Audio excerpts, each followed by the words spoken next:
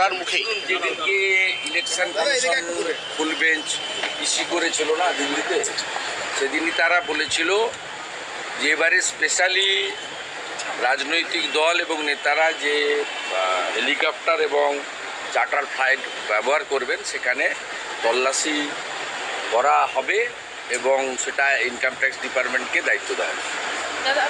এটা রিকল করুন। অতএব ন্যাচারালি দেশের আইন সবার জন্য সমান, দেশের আইন আলাদা হতে পারে না।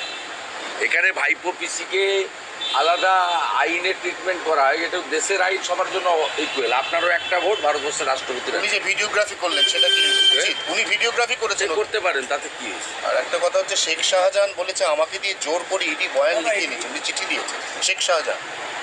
আমি এটা বলতে পারবো না, ইন্টারনাল বক্তব্য, ইন্টারনাল ইনভেস্টিগেটিং এজেন্সির বক্তব্য, আমি বলতে পারবো না।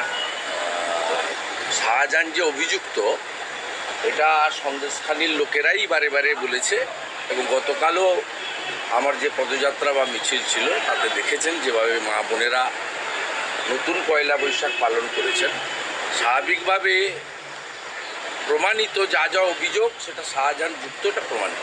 দাদা, আপনি একটা টুইট করেছেন উত্তরবঙ্গের ওই ত্রাণ নিয়ে, অভিষেক মমতা বন্দ্যোপাধ্যায় ওটা মিথ্যাবাদী। তো পিসিআই মিথ্যাবাদী, তার ভাইপোটাও মিথ্যাবাদী। একটা ঝাড়ে আলাদা বাঁশ হতে পারে না, যেমন ঝাড় তার তেমন বাঁশ হয়।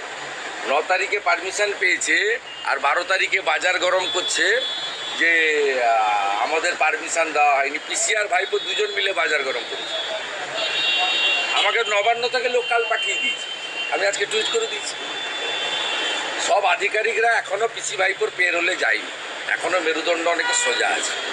উত্তরবঙ্গে আজকে ঠিক আছে।